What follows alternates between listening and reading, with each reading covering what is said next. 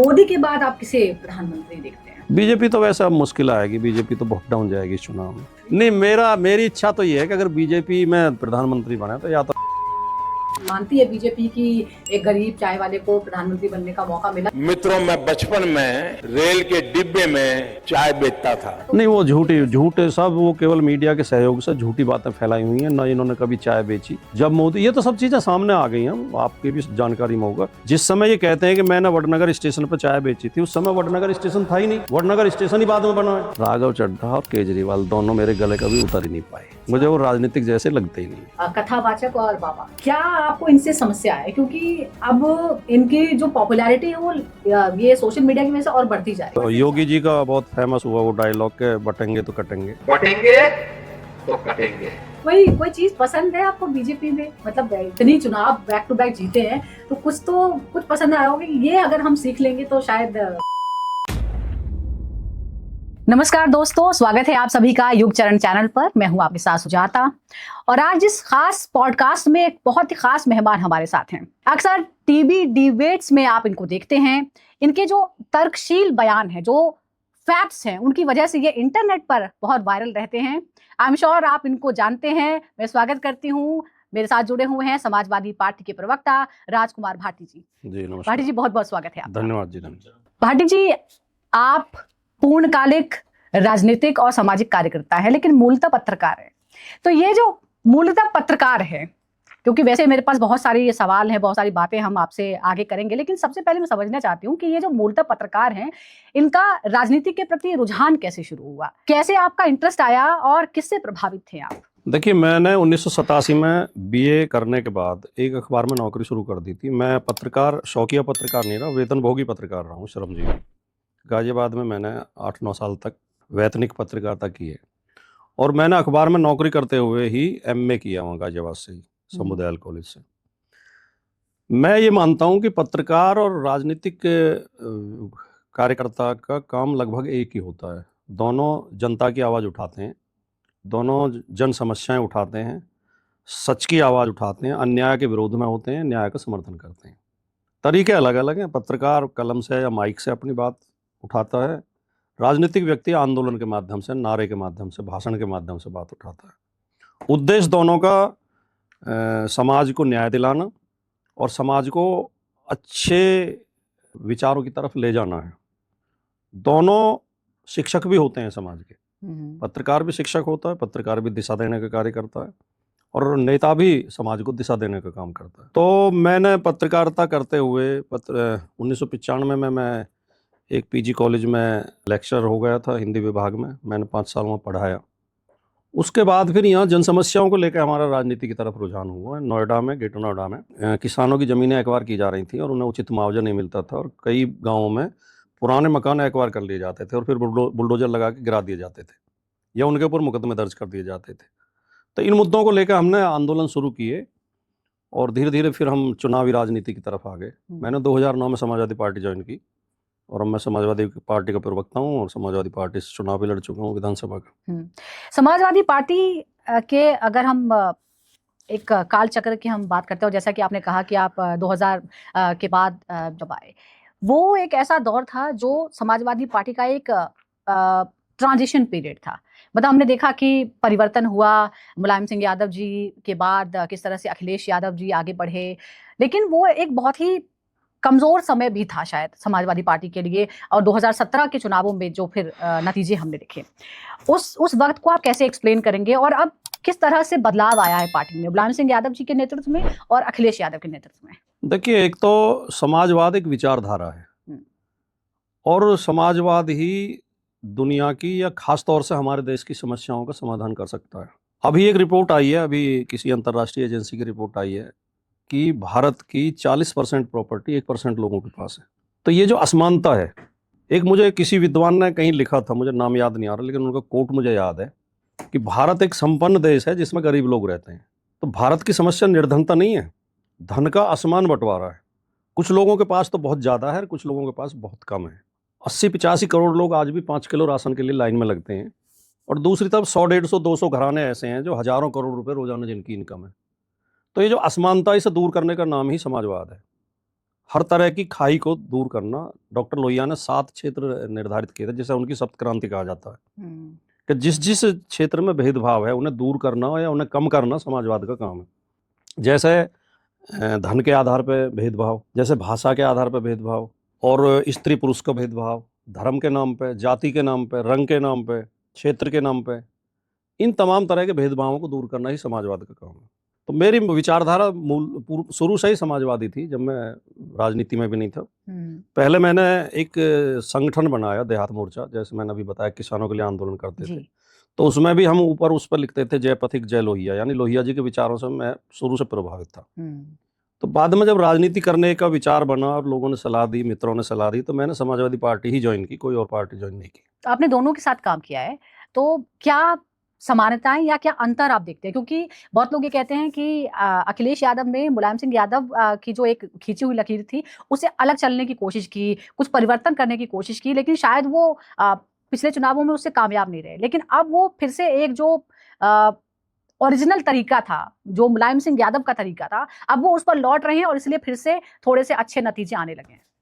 नहीं, देखिए, मैं नेताजी की और अखिलेश यादव जी की तुलना बड़ी ईमानदारी से करूंगा और उनके विचारों के बारे में बहुत ईमानदारी से मैं आपके इसमें शो में विचार रखूंगा। एक तो ये सब जानते हैं कि नेताजी जीरो से शुरू किया उन्होंने।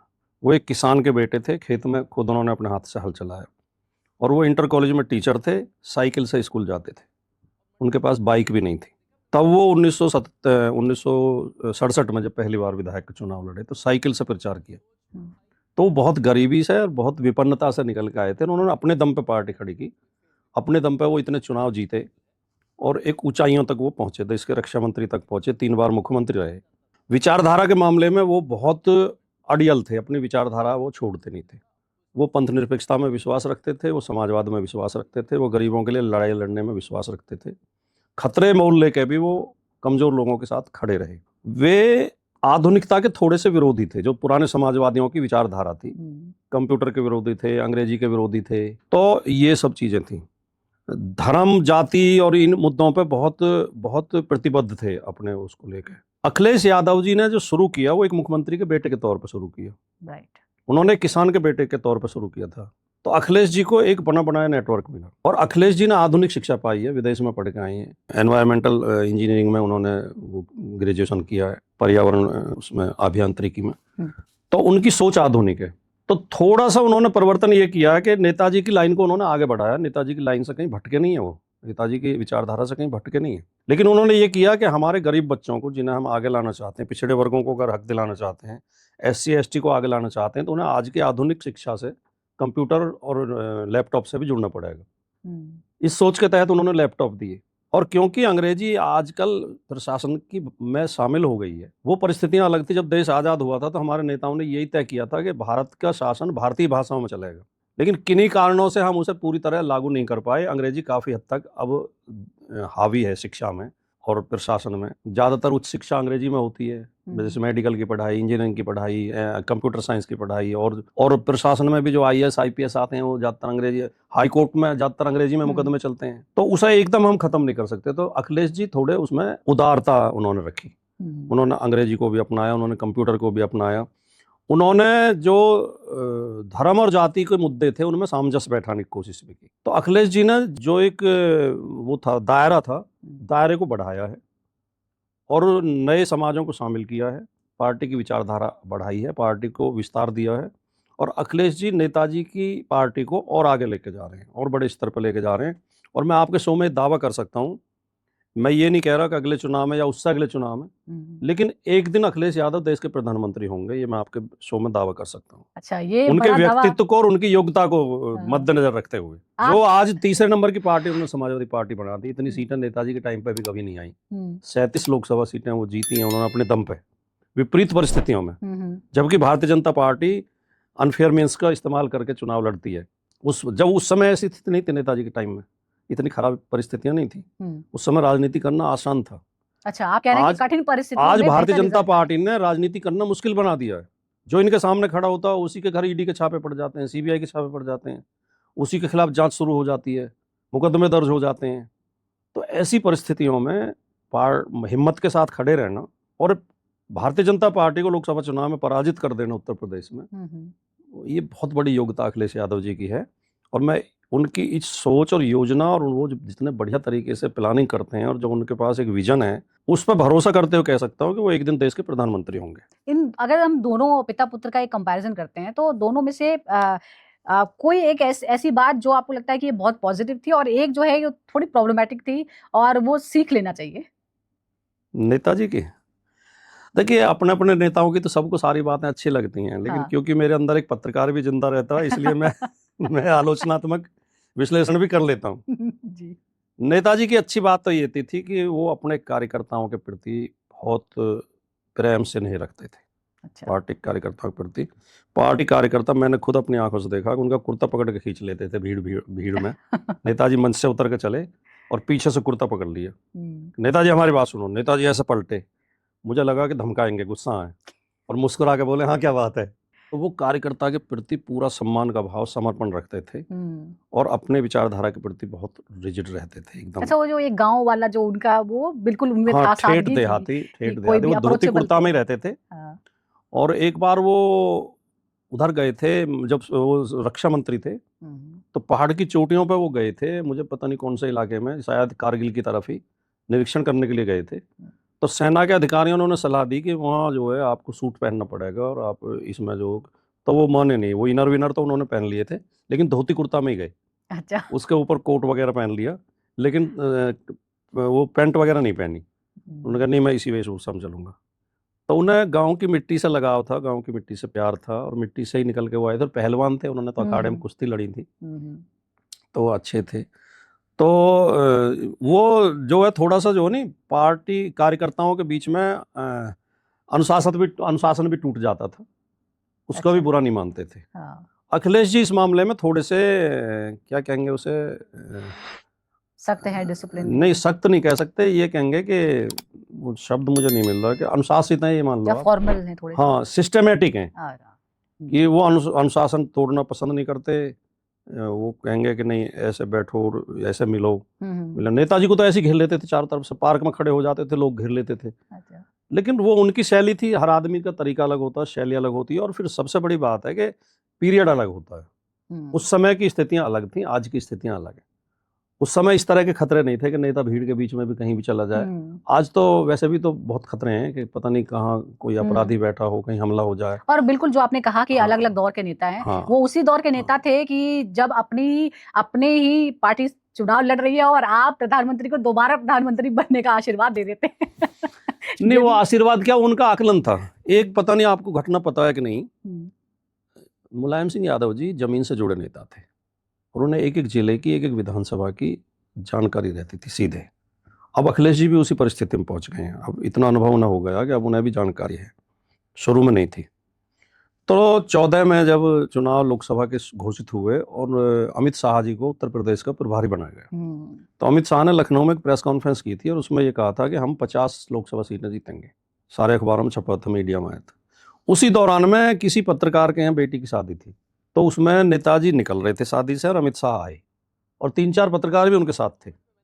तो नेताजी ने हाथ मिलाया अमित शाह से और नेताजी ने उनका हाथ पकड़ के कहा, अरे तुम 50 कह रहे हो, तुम ज़्यादा सीट जीत रहे हो।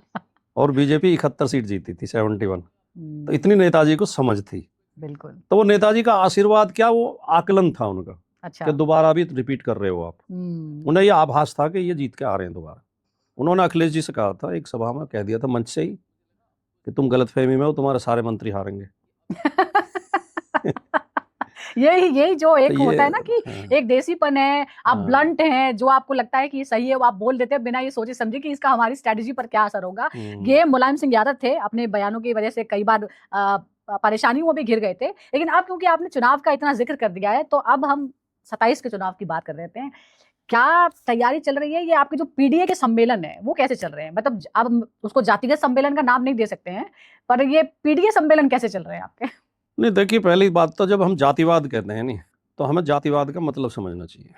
हक मांगना जातिवाद नहीं है, हक मारना जातिवाद है। समानता की बात करना जातिवाद नहीं है, ऊंच नीच की बात करना जातिवाद है। जब हम पीडीए या बहुजन समाज या अम्बेडकरवाद या सामाजिक न्याय जैसे शब्द इस्तेमाल करते हैं, तो हम उन दबे कुचले वंचित तबकों को हक दिलाने की बात करते हैं, जिनका सदियों से सामाजिक व्यवस्था में तो सदियों से शोषण हुआ है, लेकिन राजनीतिक तौर पे पिछले 78 साल से जब से देश आज़ाद हुआ है वो अभी तक भी वंचित हैं। उन्हें सत्ता में उतनी हिस्सेदारी नहीं मिल पाई है जितनी मिलनी चाहिए थी। तो अगर हम उनके हक की, और फिर इस देश में ऊंच नीच बहुत है सामाजिक व्यवस्था में, वर्ण व्यवस्था, वर्ण बना दिए, फिर वर्ण में जातियां बना दी, और फिर ये तय कर दिया कि ये जाति उच्च है, ये नीच है। ये तो बहुत खराब बात है। नहीं, हमारा संविधान भी उसकी इजाज़त नहीं देता, हमारे कानून में भी उसे अपराध घोषित किया गया। किसी जाति को नीच कहना या किसी को अछूत कहना अपराध है। तो अगर हम उन लोगों को जिन्हें नीच कह के, जिन्हें वंचित किया गया, जिनका अपमान किया गया, जिनके साथ भेदभाव किया गया, अगर उन्हें बराबरी में लाने की बात करते हैं, उन्हें हक देने की बात करते हैं, तो ये जातिवाद नहीं है। जातिवादी वो लोग हैं जो उनका शोषण कर रहे हैं, जो उनके हक मार रहे हैं। अब जो कई लोग बहुत ये बनते हैं कि भाई हम जाति के विरोधी हैं या ये जातिवाद नहीं होना चाहिए, जब ये हम बात करते हैं पीडीए की तो वो कहते हैं ये तो जातिवादी हैं। तो मैं उनसे ये पूछना चाहता हूँ, बीजेपी लगातार ये कैंपेन चलाती है कि जात में नहीं बंटना है, और हाँ, मैं इसी पे आता हूँ। योगी जी का बहुत फेमस हुआ वो डायलॉग के बटेंगे तो कटेंगे। तो मैं पूछना ये चाहता हूँ कि बीजेपी को और योगी जी को ये चुनाव के समय क्यों याद आती है ये बातें कि बटेंगे तो कटेंगे, सारे हिंदू एक हैं, बराबर हैं, भाई हैं। ये उन्हें उस समय याद क्यों नहीं आता जब किसी दलित दूल्हे को घोड़ी पे बैठने से रोका जाता है? जब योगी जी क्यों नहीं आते कि बटेंगे तो कटेंगे कहने?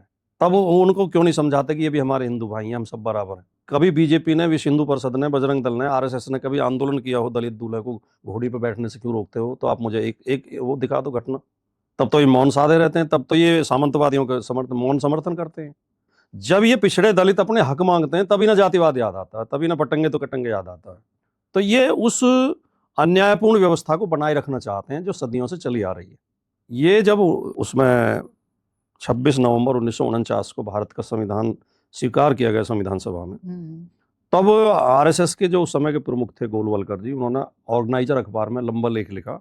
उन्होंने कहा कि हमारा संविधान मनुस्मृति पर आधारित होना चाहिए और हम इस संविधान को स्वीकार नहीं करते। और मनुस्मृति वो किताब है, दुनिया में शायद उससे ज़्यादा अन्यायपूर्ण कोई किताब नहीं होगी उस अन्याय का समर्थन करने वाली, जो शूद्रों और स्त्रियों को गुलाम बनाकर रखना चाहती है। तो ये इनकी मूल सोच है। तो वो जातिवाद खतरनाक है जो मनुस्मृति लागू करना चाहता है। जो जातिवाद संविधान लागू करना चाहता है वो खतरनाक नहीं है, वो लाभदायक है। तो पार्टी की इतनी एक्सेप्टेंस क्यों है हमारी बीजेपी की? अगर आपको लगता है कि उनका हाँ, मूल सिद्धांत बीजेपी ये है, ये बातें लोगों की समझ में धीरे धीरे आ रही हैं। हम्म, बीजेपी की जो राजनीति है वो धोखेबाजी की राजनीति है, बहकाने की। जैसे वो कहते हैं कि हिंदू राष्ट्र बनाएंगे, उन्होंने तो ये भी कह दिया कि हम राम को लेकर आए हैं, गैस का सिलेंडर ला नहीं पा रहे, राम को ये लेकर आए हैं। तो ये इन्होंने स्ट्रेटेजी बनाई, इन्होंने लोगों को बहकाया। गैर यादव ओबीसी को ये कह के भड़काया कि सारे हक आपके यादव खा रहे हैं, और गैर जाटव एससी को ये कह के भड़काया कि आपके हक जो जाटव खा रहे हैं। लेकिन अब इनकी सबकी समझ में, तो 2 चुनाव में उन्होंने इन्हें वोट दे दिया। अब इनकी समझ में ये आ गया कि हमारे हक वो नहीं खा रहे थे, ये हमारे हक खा रहे हैं। जो 69,000 शिक्षक भर्ती में क्या हुआ? हाई कोर्ट का आदेश है कि एससी एसटी और ओबीसी के 19,000 पद चोरी किए गए। हाई कोर्ट का जजमेंट है। योगी जी ने फिर भी लागू नहीं किया। हाई कोर्ट ने कहा मेरिट नए तरीके से बनाई जाए, आरक्षण की पद्धति बदल गई, जैसे 19,000 भर्ती और की जाए इनकी। लोग सुप्रीम कोर्ट चले गए, योगी जी ने लागू नहीं किया वो। तो अब इनकी समझ में आ रहा है कि ये बीजेपी हमें बहका रही थी। अब पीडीए पे लौटते हैं। जब आपने पूरा डिटेल दे दिया कि किसकी बात कर रहे हैं, लेकिन आपको लगता है कि जो आपका वोटर है, आप मानते हैं कि गांव देहात में आपके ज्यादा वोटर हैं, क्या वो समझ रहे हैं कि पीडीए क्या है, या अभी भी कुछ कंफ्यूजन है, अंग्रेजी नाम है? बहुत अच्छे तरीके से समझ रहे हैं, और उसका परिणाम 2024 में आ चुका है। 2024 में अगर समाजवादी पार्टी को 37 सीटें मिली हैं तो उसको समझ के ही मिली हैं, और काफ़ी लोग अब जुड़ रहे हैं। जो समाज पहले वोट नहीं देते थे वो अब जुड़ रहे हैं। और पीडीए में हम बार बार कह रहे हैं, हमारे नेता बार बार कह रहे हैं कि खाली पिछड़ा, दलित, आदिवासी, अल्पसंख्यक से मतलब नहीं है। हर वो व्यक्ति भी शामिल है जो पीड़ित है, दुखी है, अपमानित है। बीजेपी की सरकार जिसके साथ भी अन्याय कर रही है। अब जैसे खुशी दुबे का मामला आया, विकास दुबे बदमाश था, अपराधी था, उसने पुलिस पर गोली चलाई थी, वो मर गया, किसी को कोई ज़्यादा वो नहीं। हालांकि वो गैर कानूनी तरीके से, मतलब वो एक आपराधिक तरीके से मारा गया। उसे कायदे में, कानून से ही सजा मिलनी चाहिए थी। सब शासन में, कानून के शासन में गैर कानूनी साधनों का प्रयोग नहीं करना चाहिए किसी के खिलाफ भी, चाहे वो अपराधी भी हो। कहीं मुठभेड़ हो रही है वो अलग बात है कि पुलिस आत्मरक्षा में गोली चलाए, पुलिस को पूरा अधिकार है। लेकिन उसकी गाड़ी पीछे मीडिया लगा हुआ था, मीडिया को टोल पर रोक दिया गया, थोड़े आगे जाके उसे मार दिया गया, कह दिया गया गाड़ी पलट गई। उस सबको पता है असलियत। लेकिन चलो उसे एक बार अवॉइड करना है कि वो अपराधी था। खुशी दुबे की क्या गलती थी? 4 दिन पहले उसकी शादी हुई थी, वो 18-19 साल की लड़की, उसे जेल भेज दिया, उसे बेल नहीं लेने दी। और अभी तो उसकी मदर बीमार थी, उसके पास इलाज के लिए पैसे भी नहीं थे। अखिलेश यादव जी ने अपने पैसे से उसका इलाज कराया, और अखिलेश यादव जी ने किसी को बताया नहीं, ना कोई प्रचार किया। वो तो उन्होंने खुद बताया जब ठीक होकर उनकी मदर आ गई, तो उन्होंने ये मीडिया में बोला कि मैं आज जिंदा हूं तो अखिलेश यादव की वजह से हूं। तो इसलिए नहीं कि वो ब्राह्मण थे तो हम उनके साथ होने वाले अन्याय पर नहीं आवाज उठाएंगे। किसी के साथ भी, किसी के साथ भी अन्याय होगा, वो सब जो पीड़ित दुखी अपमानित है वो सब पीढ़ी हैं, और समाजवादी पार्टी उन सब के साथ। ये अगर हम चुनावी मुद्दों की बात करते हैं, SIR, कितने वोट कटे, करीब 3 करोड़ वोट कटने की बात हो रही है, वोट चोरी, क्या ये मुद्दा बनेगा? और ये जो वोट कटे हैं ये एक्चुअली कटे किसके हैं? क्योंकि हमने दोनों तरफ से देखा, अखिलेश जी कहते हैं कि उनके कटे हैं, वो बोलते हैं इनके कटे हैं। नहीं, अब आप पश्चिम बंगाल पर नजर डालिए, आप देखिए पश्चिम बंगाल में क्या हो रहा है। क्या ये लोकतंत्र है? देखिए, हमें एक बात अच्छी तरह समझनी चाहिए। 1947 में जब भारत आज़ाद हुआ, उसी समय पाकिस्तान का निर्माण हुआ, हमारे देश का बंटवारा हुआ। भारत लोकतंत्र के रास्ते पर चला, संविधान के रास्ते पर चला, भारत लगातार तरक्की करता गया। भारत में लोकतंत्र परिपक्व हुआ, मैच्योर हुआ। भारत में आराम से चुनाव हो जाते हैं, सरकारें बदल जाती हैं। पाकिस्तान में लोकतंत्र परिपक्व नहीं हो पाया क्योंकि पाकिस्तान कट्टरता के रास्ते पर चला, धार्मिक कट्टर राष्ट्र बना। पाकिस्तान के कई प्रधानमंत्रियों को फांसी लगाई गई, कई प्रधानमंत्री जेल में डाले गए। आज भी उनके एक पूर्व प्रधानमंत्री जेल में है। उनके यहाँ बिना बंदूक गोली के कभी सत्ता परिवर्तन हुआ ही नहीं।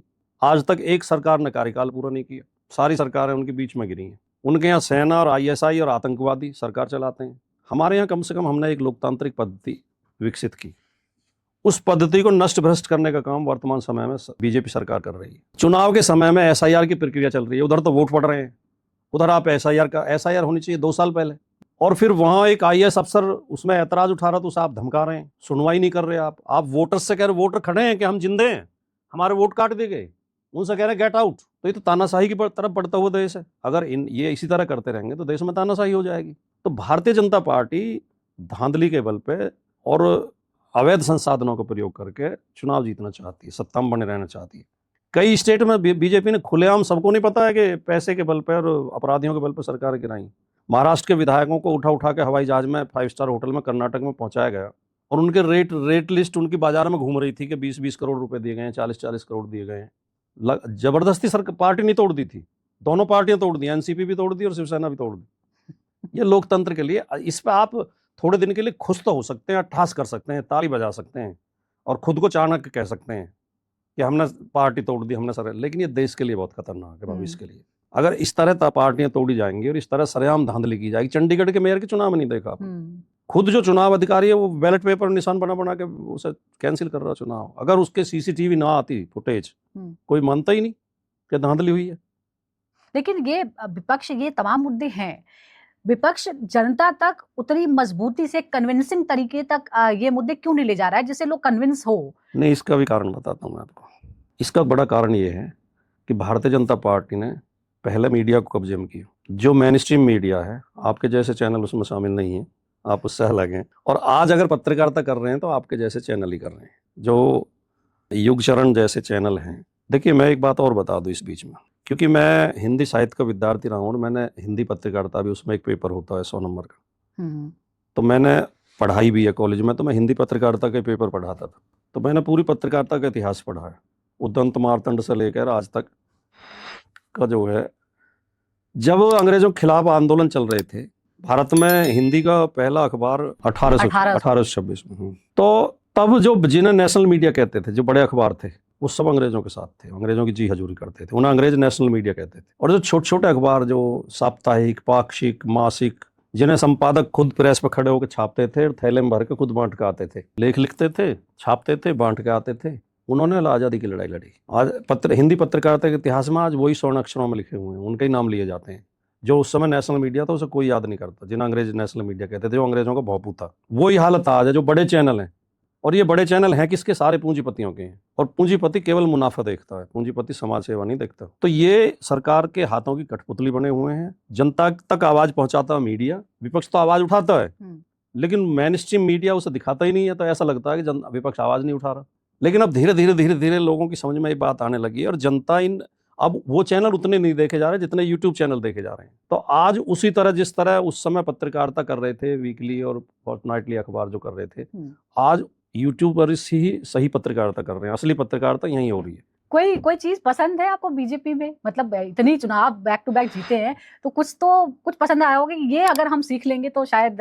बीजेपी से कुछ सीखना नहीं चाहता, क्योंकि खराब लोगों से कुछ नहीं सीखना चाहिए। कोई पसंद भी नहीं है व्यक्तिगत तौर पे बीजेपी में नेता? व्यक्तिगत तौर पे तो अच्छे लोग, मैं अटल जी को भी पसंद करता था, एक साहित्यिक रुचि के आदमी थे, बहुत हाँ। अच्छा भाषण देते थे, बहुत अच्छा बोलते। मैं आडवाणी जी को भी पसंद करता हूँ, राजनाथ सिंह जी को मैं पसंद करता हूँ। राजनाथ सिंह जी जब उत्तर प्रदेश के मुख्यमंत्री थे तब मैं उनसे मिला था। हमने किसानों के लिए आंदोलन किया था मोदी नगर गन्ना मिल में, उन्होंने बुलाया, हमें चाय पिलाई, मिठाई खिलाई और हमारी मांगें पूरी की। तो ऐसा नहीं है व्यक्तिगत, मैं जो यहाँ के लोकल सांसद हैं महेश शर्मा, उनसे मेरे बहुत अच्छे संबंध हैं। व्यक्तिगत तौर पे तो मैं उन्हें पसंद करता हूँ, मिलनसार व्यक्ति हैं, मदद करते हैं लोगों की। लेकिन पार्टी के तौर पे आरएसएस और बीजेपी की विचारधारा बहुत दूषित विचारधारा है। ये अपने स्वार्थ के लिए कुछ भी कर सकते हैं। ये रिकॉर्ड है कि गरीब और गरीब हुए हैं और अमीर और ज्यादा अमीर हुए हैं। जो आप ठीक है ना? बात कह रहे हैं उसे बहुत ही कॉन्ट्रडिक्टरी है कि लगातार प्रचार यही है और मानती है बीजेपी की एक गरीब चाय वाले को प्रधानमंत्री बनने का मौका मिला तो नहीं, वो बीजेपी की वजह से मिला। झूठे सब, वो केवल मीडिया के सहयोग से झूठी बातें फैलाई हुई हैं। न इन्होंने कभी चाय बेची। जब मोदी, ये तो सब चीजें सामने आ गई हैं, आपकी भी जानकारी में होगा। जिस समय ये कहते हैं कि मैंने वडनगर स्टेशन पर चाय बेची थी, उस समय वडनगर स्टेशन था ही नहीं, वडनगर स्टेशन ही बाद में बना है। अब ये झूठ तो इतने कॉन्फिडेंस से बोलते हैं कि मैं एक बार मगरमच्छ पकड़ के घर ले आया था। ये कह रहे हैं एक बार मैं जा रहा था तो नाली से एक आदमी नाली की गैस से चाय बना रहा था, वो संभव ही नहीं है। ये कहते हैं मैंने सेना के अधिकारियों को सलाह दी थी कि बादलों में अगर कार्रवाई करोगे तो रडार में नहीं आएंगे हमारे जहाज। वो सेना के अधिकारी इतने बुद्धू हैं, उन्हें पता नहीं है कि बादलों को कोई असर नहीं होता रडार पे। झूठ बोलते हैं, लगातार झूठी बातें करते हैं। ये सुधांशु तो त्रिवेदी ये तो इनका जी से- एक छवि बनाई गई है, अच्छा असलियत इनकी बिल्कुल विपरीत है। अच्छा, मैं सुधांशु त्रिवेदी जी का नाम इसलिए ले रही हूँ कि आप दोनों की जो डिबेट होती है ना वो बड़ी वायरल होती है। आप दोनों का इक्वेशन क्या है? क्योंकि मैं जब देखती हूँ सुधांशु त्रिवेदी किसी भी धार्मिक बात को किस तरह से फैक्चुअल साबित कर देते हो, लोगों को लगता है कि अरे वाह बिल्कुल सही कह रहे हैं। आप फिर उसके नहीं, बाद सुधांशु दूसरा त्रिवेदी तर्क उसका निकाल कर लाते हैं। सुधांशु त्रिवेदी जी की दो विशेषताएं हैं। एक तो वो अध्ययनशील व्यक्ति हैं, उनका अध्ययन बहुत है। दूसरे वो शालीन व्यक्ति हैं, कभी जो है अभद्र भाषा का प्रयोग नहीं करते, कभी अपशब्द नहीं बोलते। ये दो उनकी विशेषताएं हैं। एक उनकी जो बुराई है वो ये है कि वो झूठ बड़े तरीके से बोलते हैं, सलीके से। वो फर्जी बातों को घुसा देते हैं, उन्हें असली जैसी बना के। और ये बात मैं आपके शो में नहीं कह रहा, मैं उनके साथ भी शो में कई बार कह चुका हूँ। मैंने एक बार बोला था, मैंने कहा सुधांशु जी आप पढ़े लिखे व्यक्ति हैं, लेकिन आप पढ़े लिखे होने का बहुत दुरुपयोग करते हैं।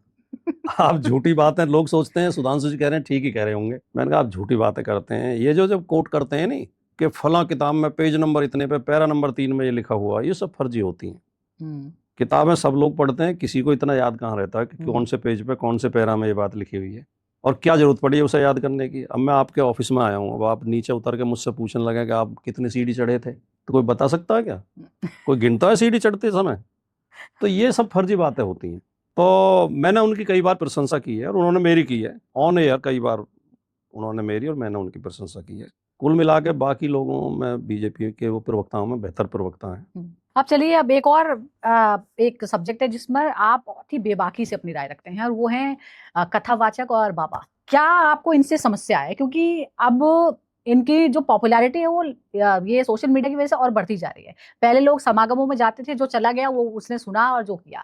अब वो बाबा एक जगह समागम करते हैं और वो अलग अलग रील्स और वीडियोस के जरिए पूरी दुनिया देखती है और उसमें बड़ी इंटरेस्टिंग कई बार चर्चाएं होती हैं, जिसकी वजह से वो बड़ा वायरल भी रहता है।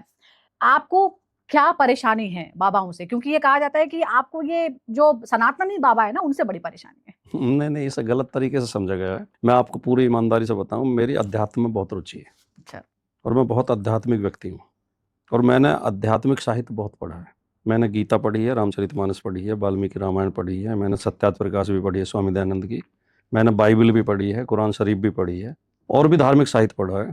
तो और मैं कथावाचकों और संतों महंतों का बहुत सम्मान करता हूँ। किसी भी समाज में जितने ज़्यादा महात्मा होंगे, संत पुरुष होंगे और सन्यासी होंगे, वो समाज को दिशा देंगे।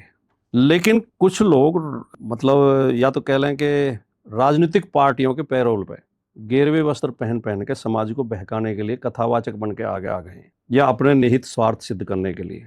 ऐसे लोगों को मैं विरोधी हूँ। मैंने कई संतों की कथा, जो कथावाचकों की, मैंने रेगुलर कथाएं सुनी है, जैसे चलती हैं ना उनकी 11 दिन या एक सप्ताह, या रेगुलर मैंने सुनी है, दादरी में, गाजियाबाद में, गेट नोएडा में। अच्छा। मुझे बड़ा अच्छा लगता है। अब जैसे वो हैं मुरारी बापू। मुरारी बापू की कथा मैं टीवी वगैरह पे भी सुनता हूँ, वैसे वीडियो उसमें भी आते रहते हैं यूट्यूब पे भी। बड़ी अच्छी बातें बताते हैं, क्योंकि जो कथावाचक होते हैं वो हमें एक तो ज्ञान देते हैं, कथाएं बताते हैं, फिर उनमें जो वो प्रेरक कहानियां सुनाते हैं, कुछ कविताएं वगैरह भी वो सुनाते हैं, तो बड़ी अच्छी होती हैं वो। लेकिन जो कथावाचक कथा के बीच बीच में वोट मांगने लगे, एक पार्टी का विरोध एक पार्टी का समर्थन करने लगे, जातिगत वैमनस्य फैलाने लगे, आरक्षण का विरोध करें। एक तो ये कह रहे थे कि ब्राह्मणों में भी कुछ नीच ब्राह्मण होते हैं, सुना होगा आपने, ये पाठक दीक्षित त्रिगुणायत और ये नीच ब्राह्मण होते हैं, हम इनमें अपनी बेटियां नहीं देते। ऐसी सोच का तो विरोध करना पड़ेगा नहीं। या पाखंड फैलाने लगे कि मैं मंत्र से कैंसर ठीक कर सकता हूँ, हर जागरूक व्यक्ति को उसका विरोध करना चाहिए। अब जो ये दावा करता है जो आदमी कि मैं मंत्र से कैंसर ठीक कर देता हूँ, उसे बुखार हुआ तो थर्मामीटर लगाए हुए फोटो उसके सारे अखबारों में आए, खुद का इलाज डॉक्टर से कराएंगे, गरीब लोगों का शोषण करेंगे इस नाम पे। तो ये हमारे जैसे कम शिक्षित देश में ऐसे लोगों पर पाबंदी होनी चाहिए, जो कम पढ़े लिखे लोगों को, अनपढ़ लोगों को बहकाते हैं धर्म के नाम पे। ये धार्मिक लोग नहीं है, ये व्यवसायिक लोग हैं, ये व्यापारी लोग हैं, ये हमारी जेब से रुपया निकालते हैं धोखा देकर हमें।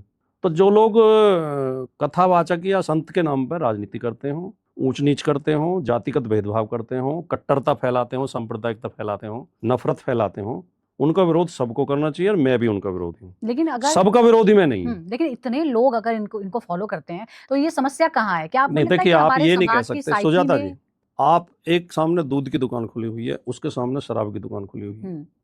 दूध की दुकान पे एक दो कस्टमर आएगा, शराब की दुकान पे भीड़ लगी मिलेगी आपको। तो आप ये नहीं कह सकते कि शराब ही बेहतर है, क्योंकि भीड़ तो वहां ज्यादा है। तो ये कोई तर्क नहीं है, ये हमें ये देखना चाहिए कि क्या चीज सही है, क्या नहीं, चीज लेकिन गलत क्या है। हम एक समाज के तौर पर क्यों ये बात नहीं समझा पाए हैं कि ये गलत है? क्या ऐसा नहीं है कि हाँ, ये हम तर्कशील समाज ये नहीं बन हमारी पाए हैं? विफलता है। क्योंकि हमारा संविधान भी कहता है राज्य को उसकी तरफ से, सरकार को उसकी तरफ से निर्देश हैं नहीं, मैं कि आपकी आप बात से सहमत हूँ, तर्कशील नागरिक बनाइए। ये मैं आपकी बात से सहमत हूँ कि ये हमारी विफलता है कि हम समाज को अभी इतना प्रबुद्ध नहीं बना पाए। देश की आज़ादी के तुरंत बाद हमने ये तय किया था कि हम समाज को तर्कशील समाज बनाएंगे, वैज्ञानिक सोच की तरफ ले जाएंगे, पाखंड से इससे निकालेंगे, अंधविश्वास से, और ऊंच नीच से भी निकालेंगे, छुआछूत खत्म करेंगे। तो कुछ चीज़ों में तो हम आगे बढ़े हैं, छुआछूत काफ़ी हद तक कम हुई है। अब शायद कोई ऐसा हो जो किसी के हाथ का पानी ना पीता हो, मुझे लगता है कि नहीं है ऐसे लोग। जबकि अब से 50 साल पहले मेरे गांव में भी ये रहा था कि कुछ लोगों को बराबर में नहीं बैठने दिया जाता था। अब सब बराबर में बैठते हैं, एक ही चारपाई पे बैठते हैं, सब सबके घर पानी वानी पी लेते हैं। तो काफ़ी हद तक कम हुआ है, लेकिन ये अंधविश्वास वगैरह कम नहीं कर पाए हम। ये हमारी विफलता है, और हमें इस पर चिंतन करना चाहिए। हमें या तो हमें सिलेबस में कुछ चेंज करना चाहिए। अब जैसे बीजेपी सरकार ने कर्नाटक में एक उसमें पाठ्य पुस्तक में एक चैप्टर जोड़ दिया था कि उसमें ये लिखा हुआ था कि जब सावरकर वहाँ बंद थे काला पानी में, तो उनकी कोठरी में कोई दरवाजा नहीं था, एक छोटा सा वो था छेद, उससे एक बुलबुल आती थी और वो बुलबुल के परों पर बैठ कर पूरे भारत का भ्रमण करके आते थे। अगर ऐसी बातें बच्चों को पढ़ाई जाएंगी क्लास में, तो अंधविश्वास तो बढ़ेगा, फिर पाखंड तो बढ़ेगा। वो अनुराग ठाकुर एक स्कूल में गए थे हिमाचल में, बच्चों के बीच में कह रहे थे पहला अंतरिक्ष यात्री हनुमान जी थे। तो इन पे थोड़ा सख्त कानून भी होने चाहिए, और हमें पाठ्यक्रमों में भी बदलाव करना चाहिए कि हम बच्चों को, जैसे कि मैंने ये जब हम पढ़ते थे तो मैंने 6ठी या 7वीं क्लास में अपने कोर्स में ये पढ़ा था कि गंगा जी ब्रह्मा जी के कमंडल से निकली थी और फिर शिव जी की जटाओं में आई, और भगीरथ आगे आगे चल दी और गंगा जी पीछे पीछे चल दी। तो ये तो अंधविश्वास फैलाने वाली बात हुई। बच्चों को क्यों पढ़ाई जाए ये बात? गंगा जी तो गंगोत्री से निकल रही हैं, हिमालय से बातों के लिए फिर हिंदू विरोधी बोल देंगे आपको। नहीं, तो हिंदू होना क्या मूर्खता जरूरी है? हिंदू होने के लिए, हिंदू होने के लिए मूर्खतापूर्ण बातें करना जरूरी है क्या? भाई गंगा तो एक नदी है, पवित्र नदी है, हम उसे पवित्र। देखिए दुनिया की सारी कल्चर जो नदियों के किनारे विकसित हुई है, सारी संस्कृति, केवल हिंदू संस्कृति हमारे देश में नहीं, पूरी दुनिया में। क्यों? उसकी वजह क्या है? क्योंकि जब मनुष्य ने खेती करनी सीखी, तब बस्तियां बसानी शुरू की, तब पानी का स्रोत केवल नदी होती थी और कोई स्रोत नहीं था। तो पुराने प्राचीन नगर जो बसे वो नदियों के किनारे बसे सारे, तो इसलिए नदियों को हमारे यहाँ पवित्र माना जाता है। लेकिन हम ये तो कह देते हैं कि मुझे तो गंगा माँ ने बुलाया है, लेकिन उस गंगा को साफ नहीं कर पाते हम 11 साल में। गंगा के नाम पे 50,000 करोड़ रुपए तो डकार जाते हैं। लंदन में टेम्स नदी है, बीचों बीच बहती है शहर के, बहुत प्रदूषित हो गई थी, वहाँ लोग बीमार होने लगे थे। उन्होंने संकल्प लिया और इतनी साफ बना दी वो कि आप जाइए, अब लोग चाहते हैं वो घूमने। टेम्स नदी में अगर सिक्का डाल दें तो सिक्का दिखाई देता है, इतना शुद्ध पानी है उसका। मैं दुबई गया था, दुबई के बीच से नहर निकाली है इन्होंने समुद्र काट के, इतना साफ पानी है, बिल्कुल स्वच्छ एकदम। तो उन्होंने व्यवस्थाएं की हैं कि भाई वो गंदी ना हो। हम उसी नदी की तो पूजा करते हैं, उसको पवित्र मानते हैं, और डेड बॉडी जलाएंगे और उसी में जाके डाल देंगे। घर में पूजा करेंगे, पूजा सामग्री नदी में डाल देंगे जाके। अब इसे कोई सनातन विरोध कहने लगे, हिंदू विरोध कहने लगे, तो ये तो गलत बात है। बिल्कुल, ये तो बात हम civic तो tendency प्रकृति है। पूजक रहे हैं। हाँ। हमारी जो धर्म मूलतः धर्म शुरू हुआ है हमारे प्रकृति पूजा से शुरू बिल्कुल। हुआ। हमारे जो देवता हैं, देवता का मतलब देने वाला, जो जिनसे भी हमें कुछ प्राप्त होता है, सूर्य, हवा, मिट्टी, धरती, चंद्रमा, वायु, इन्हें ही हमने देवता माना, इन्हें ही हमने ईश्वर माना। तो उनकी रक्षा भी तो हम करें, ज्यादा से ज्यादा वृक्ष लगाएं, सफाई रखें, नदियों को साफ रखें, तो ये हमारी जिम्मेदारी बनती है। उनकी पूजा करने के चक्कर में हमने उनको और ज्यादा प्रदूषित कर दिया है। अब जब फिर से बाबाओं का जिक्र आता है, तो दो बाबा हैं इस वक्त, अगर हम देखें बहुत ही ज्यादा लोकप्रिय हैं दोनों ही। एक बहुत युवा हैं, उनको लोग बोलते हैं कि जेनजी वाला अप्रोच है। बागेश्वर बाबा का मैं जिक्र कर रही हूँ, आपने देखा होगा किस तरह से, और बहुत ही समर्थन भी हासिल है, प्रधानमंत्री तक उनके नहीं, इन दोनों के कार्यक्रम में जा विषय में चुके मैंने हैं। आजकल बोलना बंद कर रखा। आप इन पर सवाल मत पूछो, मेरा निवेदन है आपसे। अच्छा, आगे बढ़ो प्रेमानंद आप। जी महाराज के बारे में क्या कहेंगे? प्रेमानंद जी महाराज की मैंने एक दो रील देखी हैं और वो एक मैंने सुना है, उन्हें ज्यादा मैंने सुन नहीं पाया, मैं ईमानदारी से। ये उनके बारे में मुझे लोग बताते रहते हैं कि बहुत अच्छा बोलते हैं, अच्छी बातें कहते हैं और समझदारी की बातें कहते हैं। ज्यादा मैंने सुना नहीं है उन्हें, मैं इसलिए ज्यादा टिप्पणी कर नहीं सकता। मतलब वैसे आपको बाबाओं से, संत महात्माओं से कोई मुझे समस्या नहीं? प्रेम है। हाँ, मुझे प्रेम है। प्रेम और है मेरे मेरे कई संत साधुओं से मैं मिलता रहता हूँ, मेरे घर पे भी आते रहते हैं, मैं उनके साथ आध्यात्मिक चर्चा भी करता हूँ। और आर्य समाजी साधु कई आते रहते हैं। मेरे तो एक बाबा खुद आर्य समाजी थे, वो गिरवे वस्त्र पहनते थे। अच्छा। और तो वो तो ऐसा नहीं है, ऐसा क्यों होगा ऐसा? अब ये लोग पता नहीं क्यों बिना सोचे समझे कह देते हैं, मुझे कहते तुम हिंदू विरोधी हो। हाँ। भाई मेरे बच्चे हिंदू, मेरे पूरा परिवार हिंदू, मेरे सारे रिश्तेदार हिंदू, तो मैं उनका विरोधी हो जाऊंगा? क्यों हो जाएंगे हम विरोधी? जाति और धर्म में बुराइयों का विरोध करना चाहिए। किसी जाति में कोई बुराई आ गई है, समाज में कोई बुराई, जैसे छुआछूत है या ऐसी चीजें हैं, या धर्म में जो पाखंड है उनका विरोध, वो धर्म विरोध नहीं होता, वो धर्म की शुद्धता करना होता है। तो मैं धार्मिक पाखंड का विरोधी हूँ, धार्मिक ऊंच नीच का विरोधी हूँ, मैं धर्म का विरोधी नहीं हूँ बिल्कुल। मैं धर्म को अनिवार्य तत्व मानता हूँ मनुष्य के लिए। चलिए, ये बात आज हमेशा के लिए स्पष्ट हो जानी चाहिए, आज बोल दिया है साफ साफ। एक और जब आपने शुरुआत में जिक्र की अखिलेश यादव के बारे में और आपने यहाँ ऐलान भी किया कि वो एक दिन प्रधानमंत्री जरूर बनेंगे, कंपैरिजन होता है यूपी के दो लड़कों का। एक तरफ है राहुल गांधी। आपको लगता है कि राहुल गांधी अपने आप को एलओपी के तौर पे, विपक्ष के बड़े नेता के तौर पर खुद को स्थापित कर पाए हैं, और उनका भविष्य क्या है? नहीं, वैसे मैंने एक शो में भी बोला था, एक टीवी चैनल पे, कि आकलन 3 लड़कों का होना चाहिए, 2 का क्यों होता है? एक तीसरा लड़का भी है यूपी में। भाई योगी आदित्यनाथ अखिलेश जी से 1 साल बड़े हैं मात्र, तो या तो तीनों लड़के हैं या तीनों बुढ़े हैं। ठीक है नहीं? जहां तक राहुल गांधी जी का सवाल है, राहुल गांधी ने पिछले 10 साल में बहुत कुछ सीखा है और अपने आप को काफी मैच्योर किया है। और देखिए, राजनीति इसी तरह चलती है, माँ के पेट से कोई सीख के नहीं आता। शुरू में हमको इतना ज्ञान नहीं होता, या हमें समस्याओं के बारे में पता नहीं होता, हम लोगों से मिले नहीं होते, तो उतना अच्छा नहीं हम सोच पाते। राहुल गांधी ने पीछे जो यात्राएं की हैं और लगातार हर वर्ग के लोगों से मिले हैं और कुछ अध्ययन भी किया है, तो आज के राहुल गांधी को मैं मानता हूँ कि वो राजनीतिक रूप से सक्षम है। पहले कुछ कमियां रही हों, वो अलग बात है। एक उनकी ये थी कि थोड़ा हिंदी उनकी ठीक नहीं थी, हिंदी में वो असहज थे बोलने में, तो थोड़ा बोलने में दिक्कत था। अब उन्होंने हिंदी भी अपनी सुधारी है, काफ़ी वो किया है। तो आज जो मुद्दे उठा रहे हैं, जेन्युइन मुद्दे उठा रहे हैं, उनके जो वंचित वर्ग हैं उनके सवाल उठा रहे हैं, और देश की यात्राएं भी कर रहे हैं, लोगों से मिल रहे हैं। मुझे लगता है कि वो राजनीति में कामयाब हो जाएंगे, स्थापित हो जाएंगे। और एलओपी के तौर पे तो ये है कि दोनों तरफ से ही अभी तो समस्याएं हैं, सरकार भी अपनी जिम्मेदारी ठीक से नहीं निभा पा रही है, और सरकार कई बार तो खुद ही हंगामा करवा देती है सदन में, तो ये है। प्रधानमंत्री बनेंगे? आपने अखिलेश यादव के बारे में तो ठोक कर कह दिया कि वो जरूर बनेंगे। नहीं, मैंने अखिलेश यादव जी के बारे में इसलिए कहा है कि उनके अंदर वो तमाम योग्यताएं हैं और उनके पास एक विजन है जो देश के नेता के पास होना चाहिए।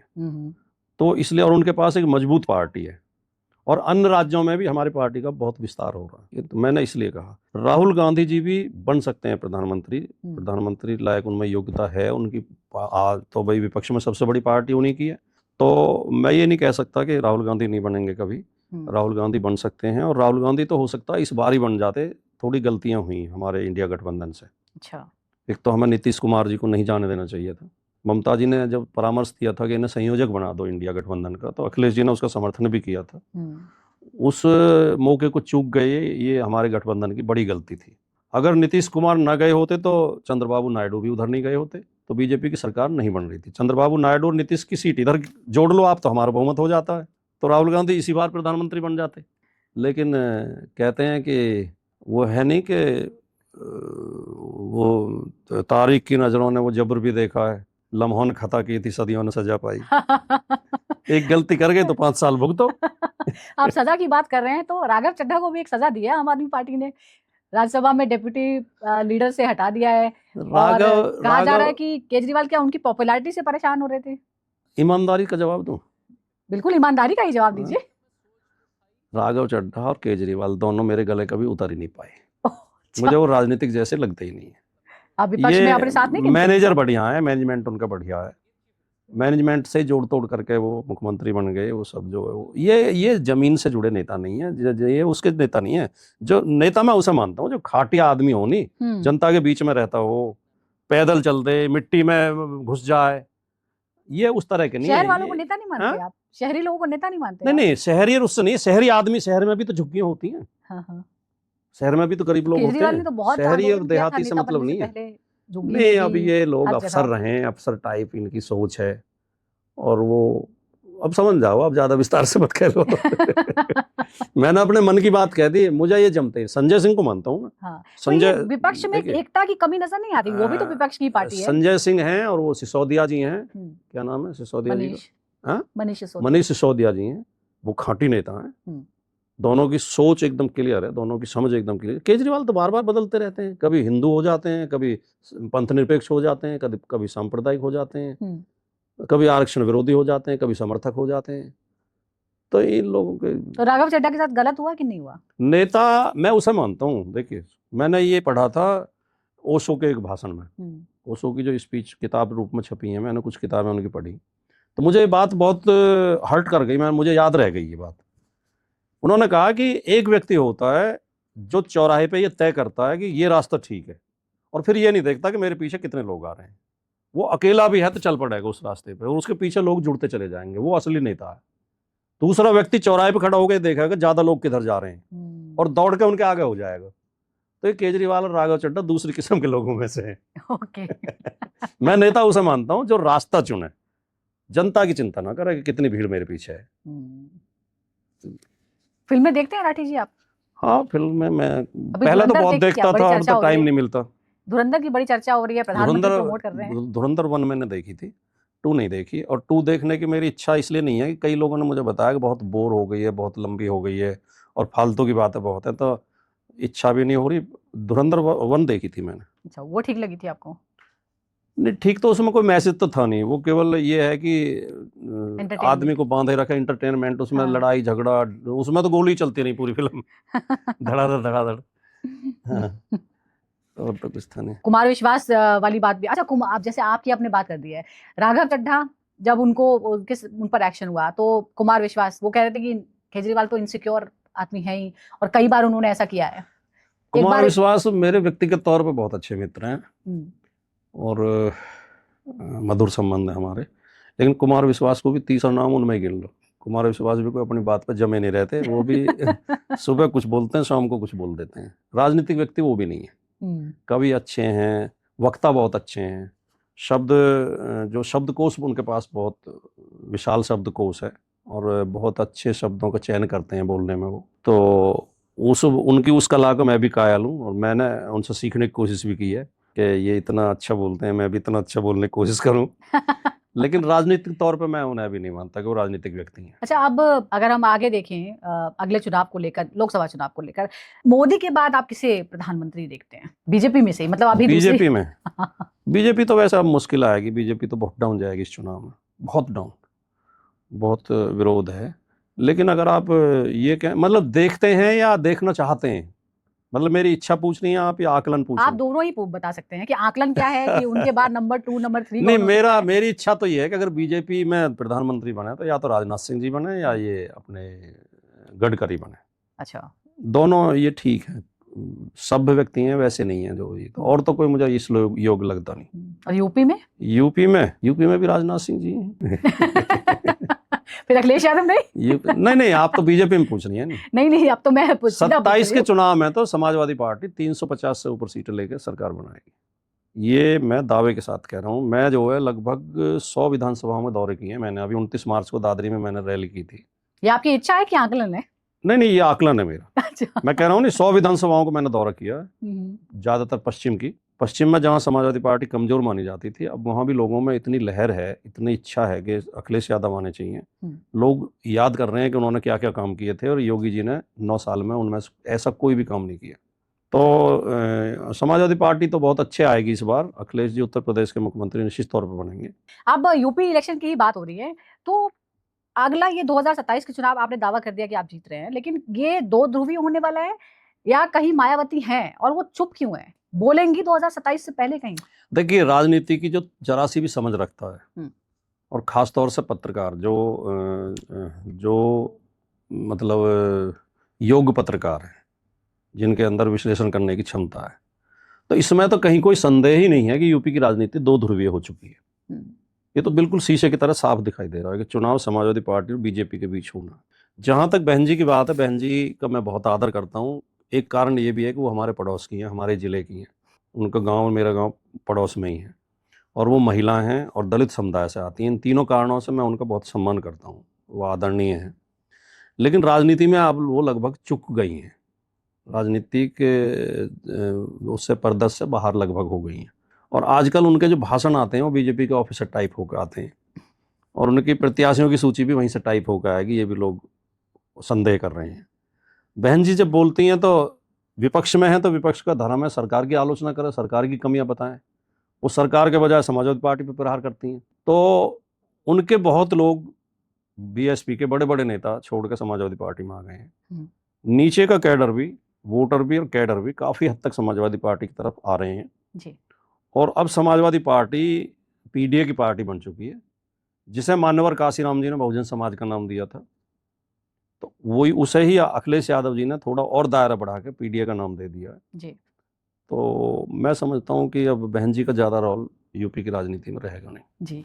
सर, एक आखिर में हमारा जो प्लेटफॉर्म है युग चरण, इसके माध्यम से आप जो हमें दर्शक देख रहे हैं उनके लिए क्या संदेश देना चाहते हैं? मैं सभी दर्शकों से अपील करना चाहता हूं कि युग चरण चैनल को सब्सक्राइब करें। युग चरण चैनल बहुत अच्छा चैनल है और ये जनता से जुड़े मुद्दे उठाते हैं और जो असली पत्रकारिता है वो ये चैनल कर रहा है।